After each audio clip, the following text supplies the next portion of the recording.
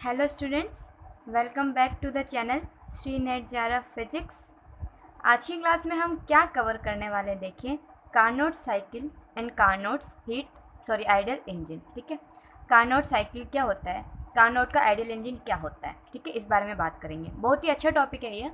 और जैसा कि मैंने आपको पहले भी बताया था कि जब थर्मो का इंट्रोडक्शन किया था तब कि हीट इंजन और ये इफ़िशियंसी यही सब चीज़ें थी जिनकी वजह से थर्मो जो है वो इतनी डेवलप हो पाई। ठीक है, इन्हीं चीज़ों को करते करते, इन्हीं की इफ़िशियंसी बढ़ाते बढ़ाते, इन्हीं चीज़ों को ध्यान में रखते हुए थर्मो जो है उसमें एक तरह का रिवॉल्यूशन आया था थर्मोडायनेमिक्स की फील्ड में।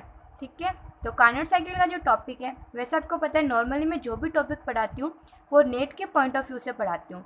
मतलब कि उसकी थ्योरी में जितनी थ्योरी नेट के लिए सफिशिएंट है उतनी बताती हूँ। रेस्ट हम देखें, मतलब बाकी का ज़्यादा थ्योरी या ऐसा कुछ नहीं कराती हूँ। बट ये टॉपिक मैंने पूरा कवर किया है। मतलब कि ये आप बीएससी में भी टॉपिक है ना, तो बीएससी वाले स्टूडेंट्स के लिए भी बेनिफिशियल है ये, क्योंकि ये टॉपिक में मैंने एक एक चीज़ को पूरा सा एक्सप्लेन करने वाली हूँ। वो इसलिए क्योंकि इसका जो डायग्राम है, इसका जो एक्सप्लेनेशन है थ्योरी का, उसमें जो कंसेप्ट है वो काफ़ी यूज़फुल है। एक एक पार्ट जब हम इसका सॉल्व करेंगे ना, तो उससे हम एक एक, इसका तो ऐसा एज सच डेरिवेशन हो जाएगा, फॉर्मूला वैसे भी मैं लिख सकती थी, लेकिन जब हम इसका एक एक पार्ट डिस्कस करेंगे तो हर पार्ट में से हमको कुछ ना कुछ सीखने को मिलेगा। और जब हम न्यूमेरिकल्स अटेंड करेंगे एग्जाम में तो उसके अंदर काफ़ी हेल्प होती है कि किस टाइप के प्रोसेस के क्वेश्चन को किस तरीके से डील किया जाता है। राइट, तो स्टार्ट करते हैं chapter. Topic Carnot cycle and Carnot ideal engine. देखो, हीट इंजन्स की वर्किंग को स्टडी करने के लिए जो कार्नोट था, उन्होंने 1824 में एक थ्योरेटिकल इंजन बनाया। मतलब थ्योरेटिकल इंजन उन्होंने इमेजिन किया जिसके अंदर की conversion of heat into work हो, एनर्जी हो, बिना किसी लॉस ऑफ एनर्जी के।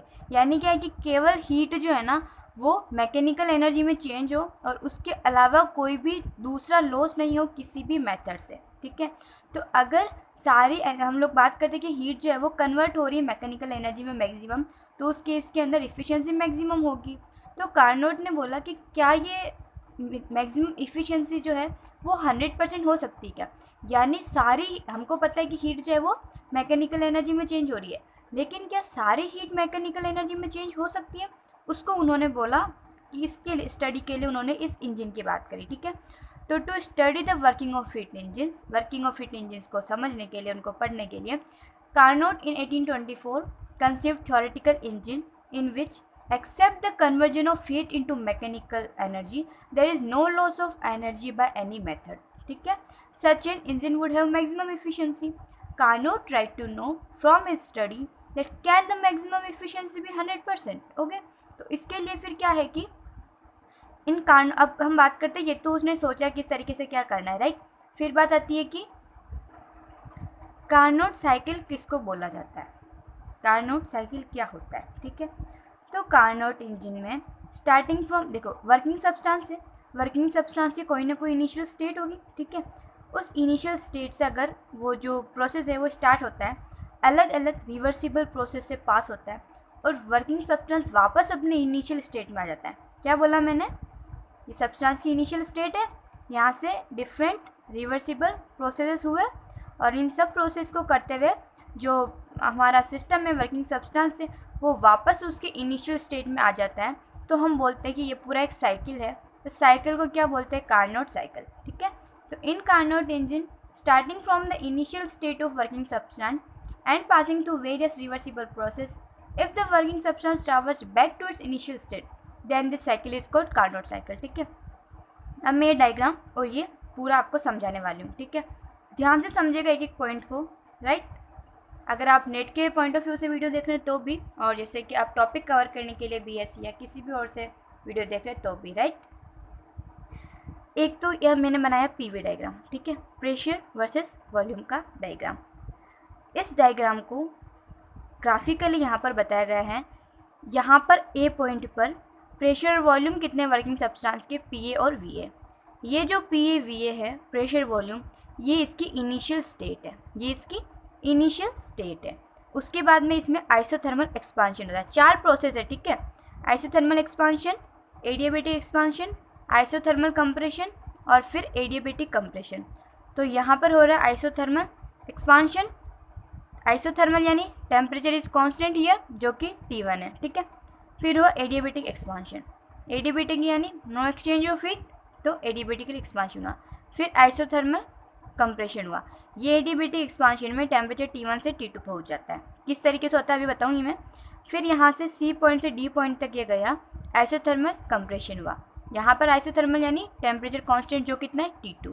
फिर आता है एडियाबेटिक कंप्रेशन, ठीक है। एडियाबेटिक कंप्रेशन यानी एडियाबेटिकली नो हीट एक्सचेंज, और फिर उसका कंप्रेशन हुआ और वापस ये सब्सटेंस इसकी जो इनिशियल स्टेट थी PA VA वहाँ तक पहुँच गया। यहाँ पर ये था, यहाँ पर भी पैरामीटर्स लिखे ना, मैंने लिखे नहीं सारे, PB VP है, ठीक है। यहाँ पर C पॉइंट पे PC VC है, D पॉइंट पे PD एंड VD है, ठीक है। इस तरीके से प्रेशर वॉल्यूम कर्व आता है, ये 4 प्रोसेस होते हैं। अब ये चीज़ें जो होती है ना प्रोसेस, वो प्रोसेस हो कैसे रहे उनकी बात करेंगे हम, ठीक है।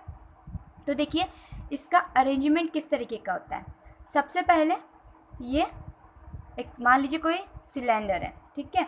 अब इसके अंदर क्या है, होलो सिलेंडर लिया हमने, यहाँ पर वर्किंग सब्सटेंस जो है वो फिल्ड है, वर्किंग सब्सटेंस को यहाँ पर फिल किया है। इसके बेस को कंडक्टिंग रखा जाता है, इसकी वॉल्स को नॉन कंडक्टिंग रखा जाता है। यहाँ पर एक पिस्टन है, ठीक है। पिस्टन जो है उसको इंसुलेटर है, इंसुलेटर है मतलब कि ऑफकोर्स यहाँ से भी वो कोई नहीं होगा, और इसकी वजह से हमने ये माना है कि फ्रिक्शन लेस भी है, कुछ हीट वगैरह का इसकी वजह से मतलब फ्रिक्शन लेस से कुछ प्रॉब्लम नहीं होगी, ठीक है। फिर इसमें 3 चीज़ें हैं, हीट सोर्स, स्टैंड और हीट सिंक। हीट सोर्स का जो ऊपर का पार्ट है वो कंडक्टिंग है, स्टैंड का नॉन कंडक्टिंग है, और हीट सिंक का कंडक्टिंग है। अब ऐसा क्यों, ठीक है, ये भी तो होना चाहिए कि इसका बेस कंडक्टिंग क्यों है, ये कंडक्टिंग क्यों है, ये नॉन कंडक्टिंग क्यों है, ये कंडक्टिंग क्यों है, ये पूरी चीज़ की भी डिटेल आपको होनी चाहिए, राइट। तो सबसे पहले हम इसी चीज़ को लेंगे, ठीक है, हीट सोर्स को, ठीक है। हीट सोर्स क्या होता है, एक हीट रिजर्वर होता है इन्फिनिट कैपेसिटी का, जो कितने टेम्परेचर पे T1 केल्विन, ठीक है। T1 केल्विन जो है वो एक हायर टेम्परेचर है T2 का, हमको पता है हीट सोर्स का टेम्परेचर हाई होगा, हीट सिंक का कम होगा, तो heat source T1 kelvin high temperature. अगर इससे हमको पता है कि जो वर्किंग सब्सटेंस है वो यहाँ से हीट लेगा, राइट, वर्किंग सब्सटेंस यहाँ से हीट लेगा, तो इस तरीके का इसमें होता है कि इवन अगर वर्किंग सब्सटेंस इससे हीट ले रहा है तो भी इसका टेम्परेचर जो है वो कांस्टेंट ही रहता है, ठीक है। और यहाँ पर ये कंडक्टिंग क्यों है, क्योंकि अगर हम ये जो हॉलो सिलेंडर है इसको शुरू में मुझे क्या करना होगा, हीट सोर्स पे रखना पड़ेगा, ठीक है। अगर मैं इसको हीट सोर्स पे रखती हूँ तो इसका बेस भी कंडक्टिंग और ये भी कंडक्टिंग, ताकि ये इससे हीट एक्सचेंज कर सके, आई मीन ले सके, हीट सोर्स से तो इससे हीट लेगा, तो ये जो वर्किंग सब्सटेंस है ये इससे हीट ले सके, इसका तो कंडक्टिंग ही रखना है, ठीक है, ताकि ये ले दे सकें, और इसका यहाँ पर भी कंडक्टिंग है ताकि ये इसको हीट दे सकें, ठीक है। तो ये तो हुआ इसकी बात। फिर बात करते हैं हम कि ये मैकेनिकल अरेंजमेंट यानी वर्किंग सब्सटेंस है, इसका क्या है। तो कोई होलो सिलेंडर है, उस सिलेंडर को मैकेनिकल अरेंजमेंट मानते हैं। इसकी वॉल्स जो है वो तो परफेक्टली हमने बोला है कैसी नॉन कंडक्टिंग है यानी कि इंसुलेटर है, और बेस क्या है, कंडक्टिंग है। बेस कंडक्टिंग क्यों है, क्योंकि इसमें से हीट का एक्सचेंज होगा ना, इसलिए, ठीक है। और एक पिस्टन है, पिस्टन जो है वो भी क्या इंसुलेटर की तरह का है, जो इसमें फिट किया हुआ है, इंसुलेटर है। और ये सिलेंडर के अंदर हमको पता है इसको हमको पिस्टन को मूव करना पड़ेगा प्रेशर इंक्रीज और डिक्रीज करने के लिए, तो ये इस तरह का है कि इसमें बिना फ्रिक्शन के मूव कर सकता है और हीट का कोई लॉस नहीं होगा, ठीक है। और वर्किंग सब्सटेंस क्या है, यहाँ पर कोई आइडियल गैस ले लेते हैं हम, ठीक है, तो वो आइडियल गैस जो है वो वर्किंग सब्सटेंस की तरह बिहेव करती है, इसका समझ में आया। फिर हम बात करते हैं हीट सिंक की। तो जैसे हीट सोर्स था वैसे हीट सिंक जो है वो भी क्या है, एक हीट रिजर्वर है इन्फिनिट कैपेसिटी का। इसका टेम्परेचर जो है वो कम है, कितना है, T2 केल्विन, ठीक है। इसके अंदर क्या होगा, इससे तो हीट जा रही है, और इसमें क्या होगा कि सिस्टम वर्किंग सब्सटेंस ने यहाँ से हीट ली, कुछ काम किया, और हीट जो रिजेक्ट की जाएगी वो हीट यहाँ से निकल कर इस पर आ सके, इसलिए इसको इस पार्ट को कंडक्टिंग रखा गया, ठीक है, क्योंकि हीट जो रिजेक्ट होती है वो इस पार्ट के अंदर आएगी, इसलिए। उसके बाद स्टैंड की बात करते हैं, ये किस काम में आता है, तो ये इसका जो टॉप है ना, ये सरफेस ये परफेक्टली इंसुलेटेड है, ठीक है, ताकि जब सिलेंडर को इसके ऊपर रखा जाए यानी वर्किंग सब्सटेंस को जब इस पर रखा जाए तो बिना किसी हीट के लॉस पे वर्किंग सब्सटेंस एक्सपांड और कंप्रेस हो सके। आई बात समझ में क्या होता है, इसमें मैंने आपको इसमें थ्योरी लिखी नहीं है पर थ्योरी आपको एक्सप्लेन कर दी है। आई होप आपको क्लियर हुआ होगा एक एक चीज़ कैसे होता है। और अगर आप लिखना चाहें, अगर बीएससी में है तो ऑफकोर्स आप और लिख सकते हैं अच्छा डिटेल में। और नेट के लिए बस ये कि आपको माइंड में पता होना चाहिए ना कि प्रोसेस हो किस तरीके से रहे हैं सारे, ठीक है। अब स्टार्ट करते हैं। क्या चीज़, जैसा मैंने बताया कि कार्नोट ने क्या किया कि अगर हमको मैक्सिमम वर्क चाहिए एक आइडियल इंजन से, ठीक है, तो इसको अलग अलग रिवर्सिबल प्रोसेस करके डेफिनेट ऑर्डर में उनको करके इनिशियल स्टेट पे लाना पड़ेगा, ठीक है। तो इसके अंदर 4 स्टेज में हम इसको डिवाइड कर सकते हैं। 4 स्टेज कौन सी है वो सारे मैंने आपको यहाँ पर एक्सप्लेन कर दिया। अब एक एक प्रोसेस को हम लेंगे कि वो कैसे होता है, ठीक है। पहला प्रोसेस क्या है, आइसोथर्मल एक्सपांशन, ठीक है। अब देखिए इसकी वर्किंग कि किस तरीके से होता है उसकी बात कर रहे हैं हम, है ना। तो देखिए ये जो सिलेंडर है, ठीक है, इसको सबसे पहले हीट सोर्स पे रखते हैं। ये जो सिलेंडर है इसको सबसे पहले हीट सोर्स पे रखा जाता है ताकि इसका टेम्परेचर कितना है, T1 केल्विन है। हीट सोर्स है वर्किंग सब्सटेंस, इसको यहाँ पे रखा, टेम्परेचर ले मतलब हीट ले सकता है और फिर इसका क्या टेम्परेचर बढ़ के कितना हो जाएगा, इसका जितना भी टेम्परेचर है वो दोनों इक्विलिब्रियम में आएंगे तो T1 केल्विन टेम्परेचर इसका हो जाएगा, ठीक है। यानी आप सिस्टम कितने पे है, T1 केल्विन पे है। ये क्या है, इसकी इनिशियल स्टेट जहाँ पर प्रेशर PA है, वॉल्यूम VA है और टेम्परेचर हमने इसको इस पर रखा है ना, तो टेम्परेचर इसका कितना हो गया है, T1 केल्विन हो चुका है, राइट।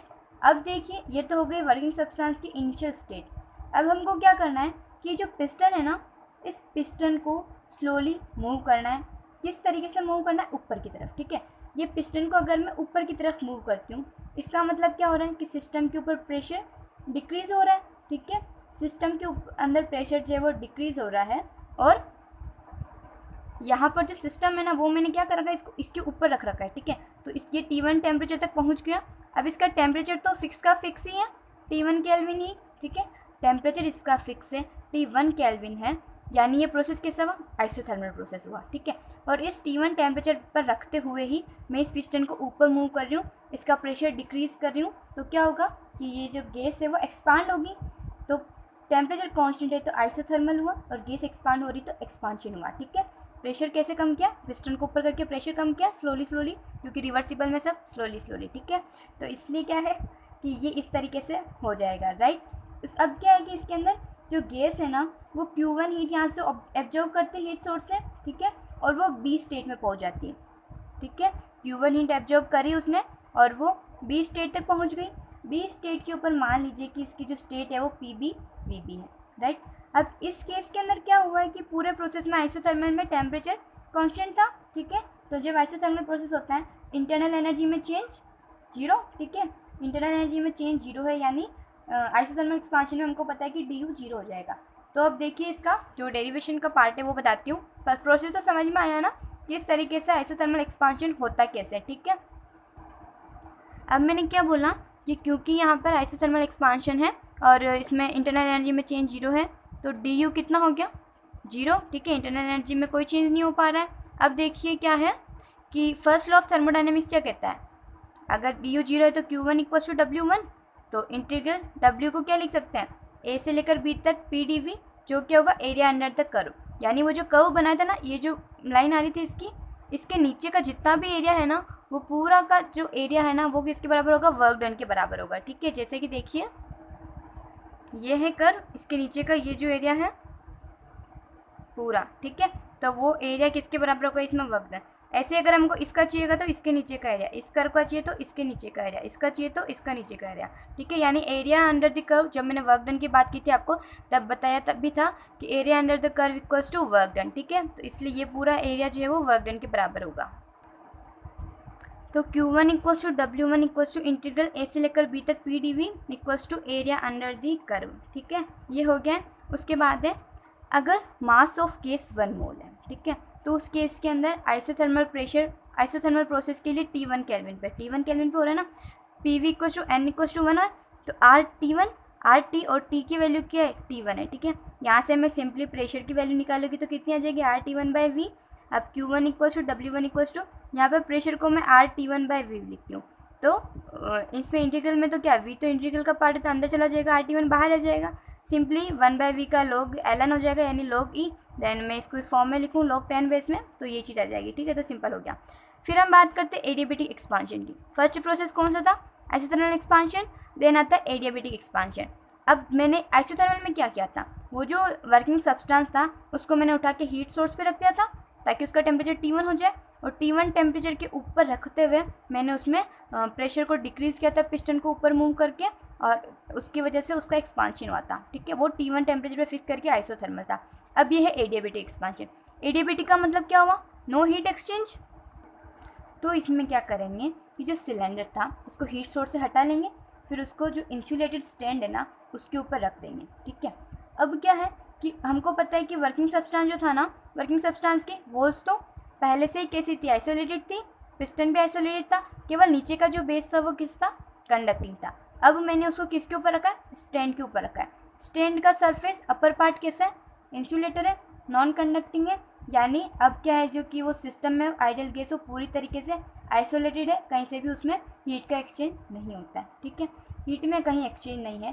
तो अब इसके अंदर हम क्या करेंगे, गैस जो होती है वो इस बार एक्सपांड होती है एडिबेटिकली। इससे क्या होगा, प्रेशर जो है वो स्लोली डिक्रीज होता जाएगा और गैस एक्सपांड होगी और टेम्परेचर कितना हो जाएगा इसका? हीट सिंक का जो टेम्परेचर T2 केल्विन है ना उसके बराबर हो जाएगा, ठीक है। क्या किया, एडिबेटिक के अंदर हमने हीट सोर्स से हटाया, उसको जो इंसुलेटेड स्टैंड था उस पर रखा ताकि हीट का एक्सचेंज ना हो।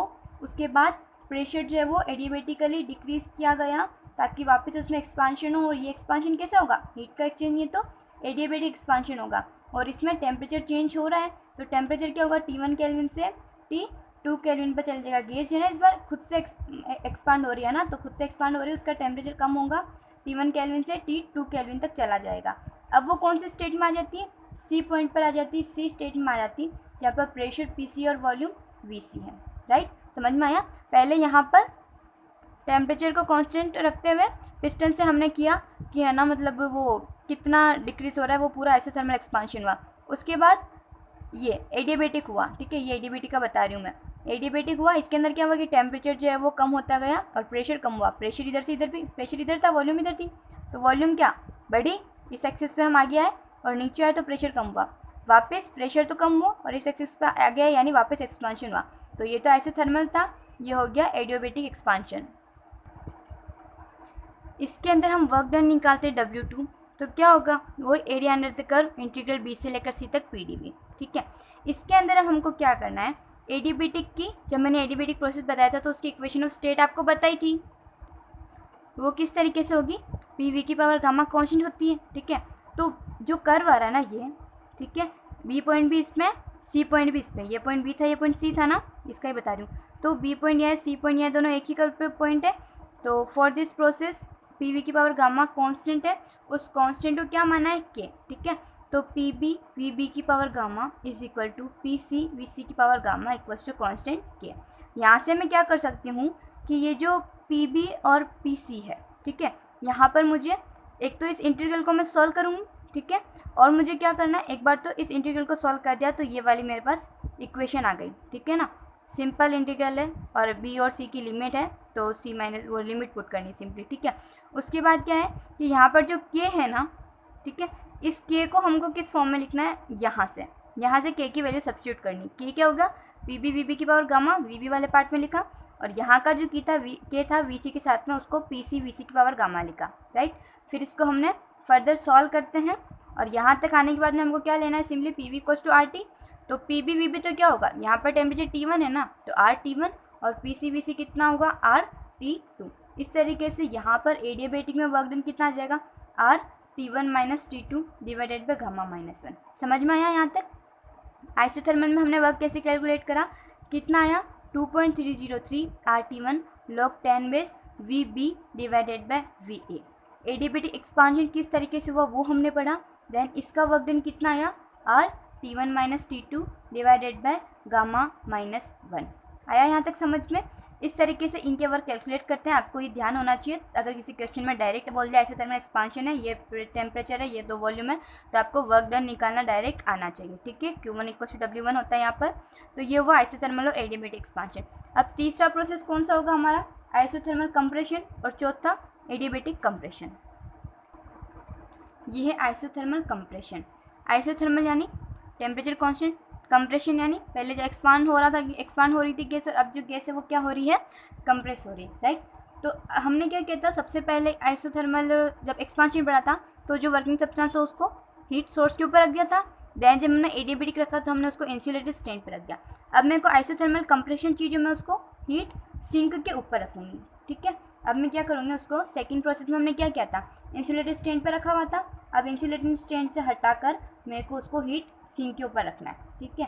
अब हमको क्या करना है कि जो पिस्टन है, ठीक है, क्योंकि यहाँ पर आइसोथर्मल है तो अपने आप ही हमको पता है T2 केल्विन का टेम्परेचर उसका हो जाएगा, ठीक है। पहले हमने पिस्टन की हेल्प ली थी आइसोथर्मल में, इस बार भी हमको आइसोथर्मल में पिस्टन की हेल्प लेनी पड़ेगी।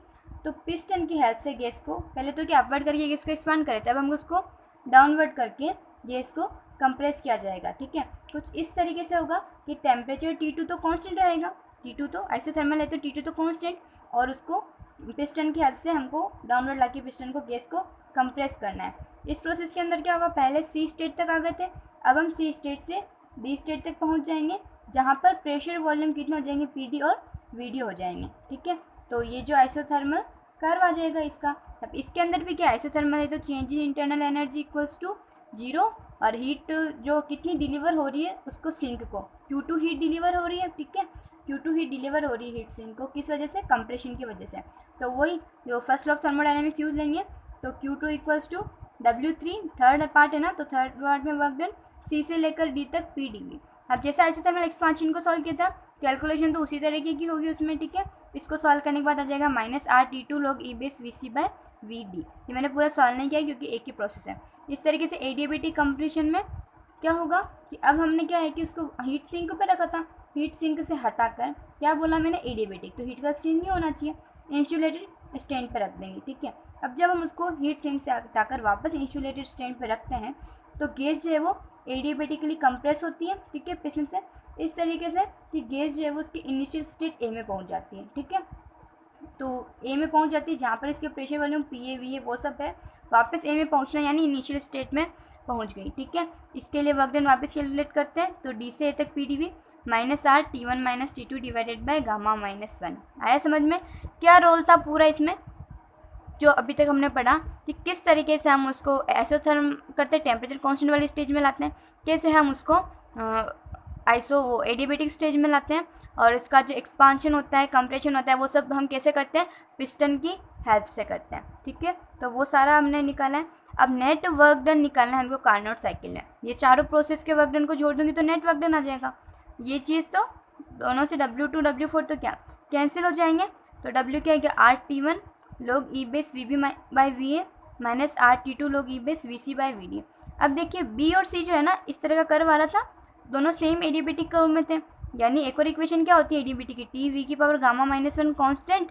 तो T1 अगर हम B पॉइंट पे लिखते हैं इसको, है ना, तो B पॉइंट पे टेम्परेचर कितना था, T1 VB की पावर गामा -1, और यहाँ पर T2 VC की पावर गामा -1।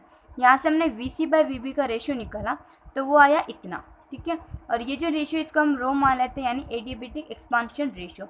इसी तरीके से वापस C से D में गया और D से A में गया, D से A में गया तब भी क्या सेम एक ही एडिएबेटिक कर्व में थे ये। तो जैसे इसमें ये इक्वेशन लगाई वैसे इसमें ये इक्वेशन लगा के सॉल्व करेंगे, तो हमको क्या पता पड़ता है कि VC/VB जो है वो VD/VA के बराबर होता है, यानी ये कुल मिला के हमको इक्वेशन मिल जाती है। इसको हम वापस यहाँ सब्स्टिट्यूट करते हैं तो क्या हो जाएगा कि VB/VA जो है वो VC/VD, यानी ये दोनों टर्म तो बराबर हो गई है, राइट। तो क्या बन जाएगा work done, net work done W RT1 - T2 log E base VB divided by VA, ठीक है। ये आ गया है net work done in Carnot cycle, या फिर वर्क जो कन्वर्ट होता है हीट Q1 - Q2 में, ठीक है, क्योंकि Q1 हीट सोर्स से ली, Q2 हीट सिंक को रिजेक्ट करी, और उसके केस में वर्क डन कितना हुआ वो W निकल के आ गया है, ठीक है। तो आई होप ये पूरा कार्नोट साइकिल आपको समझ में आ गया होगा। अब हमको क्या देखना है, इफिशियंसी कितनी होती है कार्नोट साइकिल की, ठीक है, इफिशियंसी ऑफ कार्नोट इंजन, ठीक है। इफिशियंसी नीटा कितनी होती है, हम हीट इंजन के टाइम पे इसका फॉर्मूला पढ़ चुके हैं, useful work divided by heat receive from source, यानी W/Q1। अब W कितना है, नेट वर्क डन जो कार्नोट साइकिल में हमने निकाला है वो क्या था, RT1 - T2 log E base VB/VA, ठीक है, और Q1 कितना था, divided by RT1 log E base VB/VA, ठीक है। तो कैंसिल होने वाली टर्म्स को कैंसिल करेंगे, सॉल्व करेंगे तो 1 - T2/T1 आ जाएगा, यानी इफिशियंसी कार्नोट इंजन की नीटा क्या होगी, 1 - T2/T1। अब ये T2/T1 जो है ना इसका रेशियो को हम पहले जो देखा था उसके अकॉर्डिंग क्या आता है, 1 डिवाइडेड बाय रो की पावर गामा -1। इसको हम इस तरीके से भी लिख सकते हैं, जहाँ पर रो क्या था अभी हमने देखा था, एडिएबेटिक एक्सपांशन रेशियो, ठीक है। तो इस तरह का फॉर्मूला आ गया है। अभी जो कार्नोट इंजन की इफिशियंसी का फॉर्मूला आया है इससे हम क्या क्या चीज़ें, क्या क्या कंक्लूजन्स निकाल सकते हैं। ठीक है, तो किसकी बात कर रहे हैं हम, इससे निकलने वाले कंक्लूजन्स की, राइट। तो एक तो ये कि जो कार्नोट इंजन की जो ये इफ़िशियंसी आई है वो कहाँ, किस पे डिपेंड कर रही है, टेम्परेचर पे, हीट सोर्स के टेम्परेचर पे और हीट सिंक के टेम्परेचर पे। इसमें जो गैस भरी हुई है वर्किंग सब्सटेंस के रूप में, क्या उस वर्किंग सब्सटेंस के नेचर पर डिपेंड कर रही है, क्या नहीं कर रही है ना, ओनली किस पे डिपेंड कर रही है, सोर्स और सिंक के टेम्परेचर पे, राइट। और क्या है कि constant temperature T1 of heat source अगर हो, यानी कि जब T1 जो है वो कांस्टेंट है तो हीट इफिशियंसी किस तरीके से इंक्रीज होगी, यानी जो इफिशियंसी है ना वो T1 माइनस T2 के प्रोपोर्शनल। अगर हीट सोर्स का टेम्परेचर T1 कांस्टेंट है तो इफिशियंसी नीटा किसके बराबर होगी, T1 माइनस T2 के। इसका मतलब क्या है कि अगर T1 कांस्टेंट है तो इसका मतलब T1 माइनस T2 में क्या होगा, अगर मैं T2 यानी हीट सोर्स का सिंक का जो टेम्परेचर है उसको कम करती हूँ तो इफिशियंसी बढ़ेगी। ठीक है, ये सारी चीज़ें क्या आप है ना नॉर्मल फॉर्मूले से देख सकते हैं कि ये कांस्टेंट है, इसमें से इसको माइनस करना है, ये नेगेटिव में आ रहा है, अगर इसको मैं कम करती हूँ और तो एफिशिएंसी बढ़ जाएगी। ठीक है, और एक और चीज़, इफ़िशियंसी इंजन की बढ़ानी है, उसके लिए यहाँ पर T1 टेम्परेचर को इंक्रीज करने से ज़्यादा इफ़ेक्टिव होता है T2 टेम्परेचर यानी सिंक के टेम्परेचर को रिड्यूस करना, उसको डिक्रीज करना। ठीक है, अगली बात है इफ़िशियंसी 1 हो यानी 100% हो। इसका मतलब क्या होगा, 1 होगा तो या तो T1 जो है वो कितना होना चाहिए, इन्फाइनाइट होना चाहिए ताकि 1 अपन इन्फाइनाइट 0 हो जाए और यहाँ पे इफिशियंसी 1 आ जाए, या फिर ये T2 जो है वो 0 होना चाहिए। अब ना तो हम T1 को इन्फाइनाइट कर सकते हैं, ना हम T2 को 0 केल्विन पे नहीं पहुँच पाए हम। इसका मतलब क्या है कि इफ़िशियंसी जो है वो कभी भी 1 या 100% नहीं हो सकती है, हमेशा उससे कम ही होगी। ठीक है, और हमने इसका इस रिलेशन से क्या देखा कि ये क्या है कि एडियाबेटिक एक्सपांसन रेशियो के ऊपर डिपेंड करती है। अगर मैं इसको रो को बढ़ाती हूँ, अगर मैं रो को बढ़ाती हूँ तो उस केस के अंदर इफ़िशियंसी भी किस तरीके से चेंज होगी, एक तो डिवाइड में है, ठीक है, और एक माइनस के अंदर है तो ये भी बढ़ेगी। ठीक है, तो ये सारे कंक्लूजन्स हम इफ़िशियंसी के लिए जो है वो इफ़िशियंसी के फॉर्मूले से निकाल सकते हैं। ठीक है, तो अभी तक जो कुछ भी पढ़ा है अपन ने कि हीट का इंजन जो कार्नोट इंजन लिया है वो कार्नोट ने क्या बोला, क्या क्या उसमें प्रोसेस थे, मैकेनिकल अरेंजमेंट किस तरीके का होता है, उस मैकेनिकल अरेंजमेंट से हमको जो प्रोसेस चाहिए वो प्रोसेस किस तरीके से किए जाते हैं, इन रिवर्सिबल प्रोसेस को होते हुए किस तरीके से सिस्टम अपने इनिशियल स्टेट पे पहुंचता है ताकि हम उसको एक साइकिल बोल सकते हैं, साइक्लिक प्रोसेस बोल सकते हैं। अलग अलग में वर्क डन कितने थे, नेट वर्क डन कितना था, इफ़िशियंसी कितनी आई, इफ़िशियंसी से कंक्लूजन्स कितने निकलते हैं। ठीक है, तो आई होप ये सारी चीज़ें आपको क्लियर हो चुकी होगी, अब पूरा प्रोसेस समझ में आ गया होगा। ठीक है, तो आज की क्लास में यहीं पर कंप्लीट करते हैं। Okay, thanks for watching.